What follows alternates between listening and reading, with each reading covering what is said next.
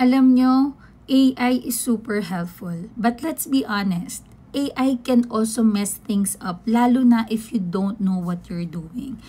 I saw this post the other day, no? Yung AI, accidentally na-delete niya yung buong business database. Walang backup, no rollback, no way to really recover it. And the worst part, hindi agad napansin. Isipin mo, that's months or even years na data all gone. Wala na. Kaya kahit gaano kagaling si AI, don't rely on it 100%. Because you still need systems, you still need real experts behind your tools, lalo na kung meron kang sensitive data, meron kang financials, or anything critical sa business mo. So, use AI to save time, yes, pero make sure you're also protecting your business. You have to build backup, set access limits, create smart workflows. Yan, lagi kong sinasabi, systemize it properly.